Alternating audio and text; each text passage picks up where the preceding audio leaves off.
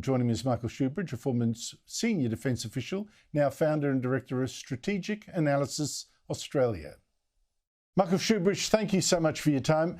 Syria's new leader, a former al-Qaeda jihadist and a former media student, whose father was an economist. Is this man now the moderate he claims to be? He seems to have been a chameleon in the past. Can we trust the colours today?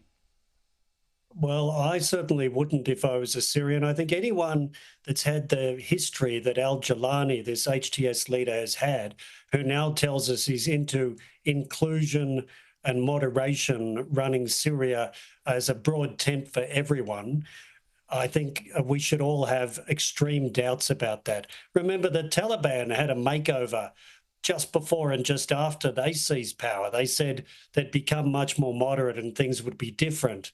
None of that turned out to be true. Well, it so far worked. I think Joe Biden's already promising aid and all that. So sweet talking might get a reward for now. How bad is this development for Russia and Iran, and how good for Israel and Ukraine? Well, it's a disaster for Moscow and Tehran because the Iranians had put so much weight on the Syrian regime, letting them do whatever they wanted in and through Syria. So it was key for them supporting Hezbollah, arming, training and equipping them. Also key for Syria to use proxies like Hezbollah against Israel from Syrian territory. And it's a major reverse for Iran's reputation and power. The Russians are big losers too, because Putin's big claim was, I can keep Assad in power, and that shows you can trust me to be your partner. You can't trust people like the Americans. Well, his trust doesn't really matter. Assad is now seeking asylum in Moscow. But I think the other winner out of this, besides Israel in the immediate term, is Turkey. Turkey's now playing a big role in Syria, and there's some nasty developments with Turkish-backed militias attacking the Kurds in Syria. I know the Kurds have a lot of territory in Syria, and this will make them think about creating their homeland at last, which is not what Turkey wants to hear, having a sizable Kurdish minority itself.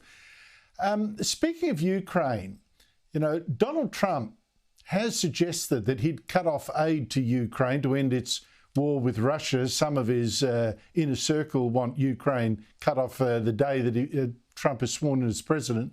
But on Saturday, Trump met Ukraine's President Volodymyr Zelensky in Paris to discuss the war, and this is ahead of the ceremony to reopen the Notre Dame Cathedral. Seemed to greet him warmly. The talks seemed to go well. It seems to be Zelensky is getting on well with Trump. He's echoing what Trump says. You know, we need peace in Ukraine and we need compromise. And Zelensky saying yes, yes, yes. Putin, in the meantime, is looking like a loser, and we know what Trump thinks of them.